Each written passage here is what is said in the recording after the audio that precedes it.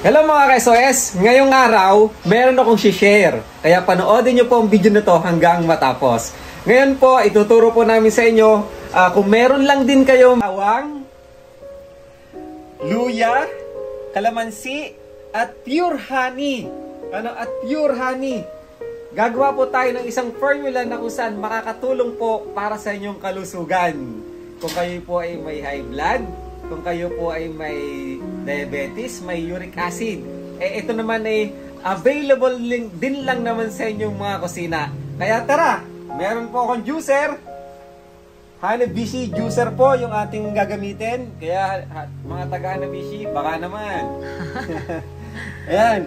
Ngayon po, ang formula po natin ay gagamit po tayo ng cup, 1/4 sa bawang, 1/4 juice sa bawang, 1/4 juice sa luya, at 2 cups ng 1 cup ng kalamansi, at 2 cups ng pure honey. From Mindoro po yan. Honey from Mindoro. Samahan niyo po ako, nagawin na natin. Ngayon, papanda rin na po natin ang ating juicer. Yun. Nahin natin yung bawang. Kasi yung bawang, yung pulp nito, pwede pang igisa. Kaya ito muna ang unahin natin. Yes.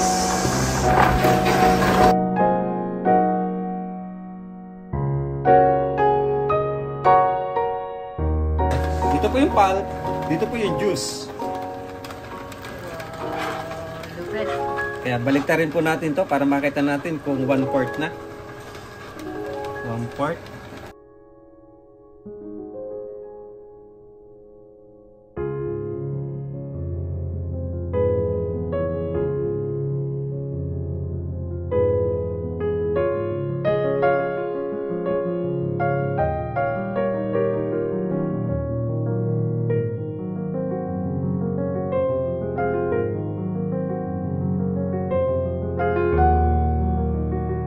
Okay, 1/4.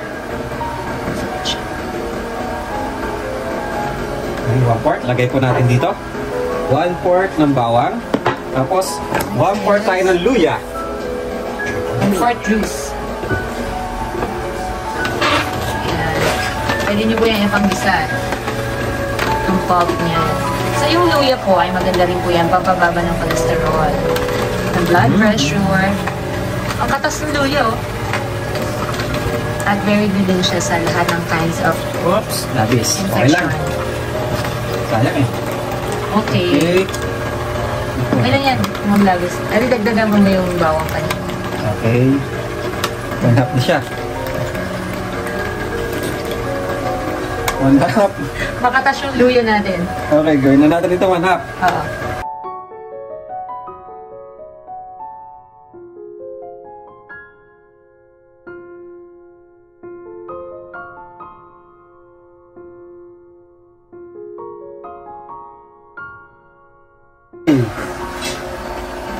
Next.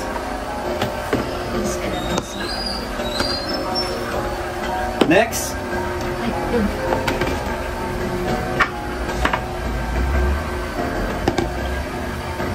Ano na tayo? Kalamansi. 1 cup. Sama na pati buto. Dire-diretso na yan. Very good for immune system, antioxidant, vitamin C, pampababa rin ng cholesterol at ng blood sugar at ng blood pressure. So marami kami supply ng kalamansi. 2 cups natin ito. 1 and 1/4. Dagdagan na lang natin ng honey.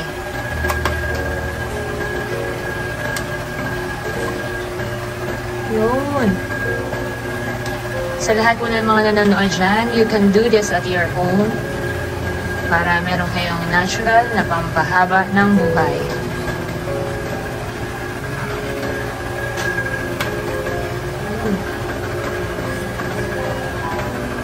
Right.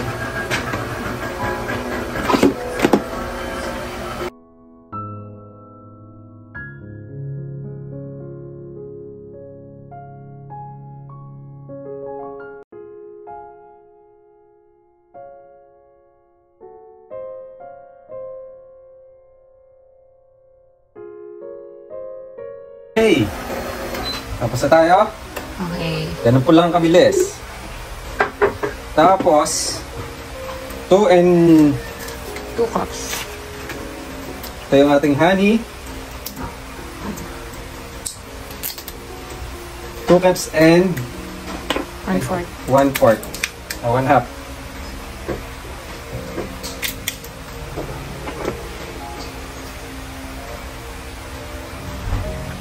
Pure wild honey. Hindi pa yan na-process. Galing from Mindoro. 1.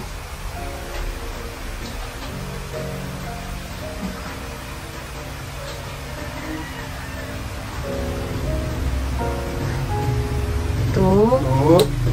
Yan, lahat mo na yan. Ayan, para sa formula natin.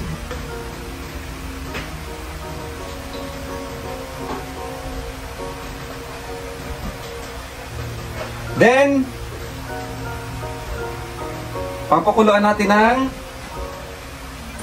5 minutes. 5 minutes sa stainless na lalagyan na Or palayok. or palayok. Then, kakalugin lang natin yan. Ready? Yes, 5 minutes lang po. Papakaluan lang po natin ng 5 minutes and okay na. Ibobote na natin yung ating mixture. And sa lalagay nyo sa bote, hindi sa plastic.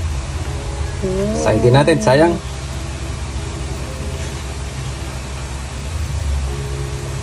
Okay.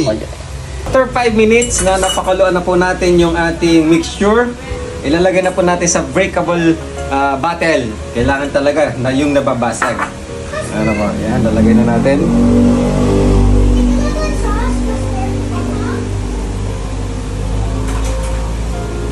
Texture. Okay. Lagay sa ref. Ito na. At ilalagay nyo na sa chiller. Then, paano po gagamitin? Kutsara lang. Halimbawa ito. Tuwing umaga. Yan, isang kutsara lang tuwing umaga. Or bago matulog. Yan. Yun lang, everyday. Isang kutsara tuwing umaga at bago matulog. Makakatulong po yan para humaba ang inyong buhay. Thank you guys!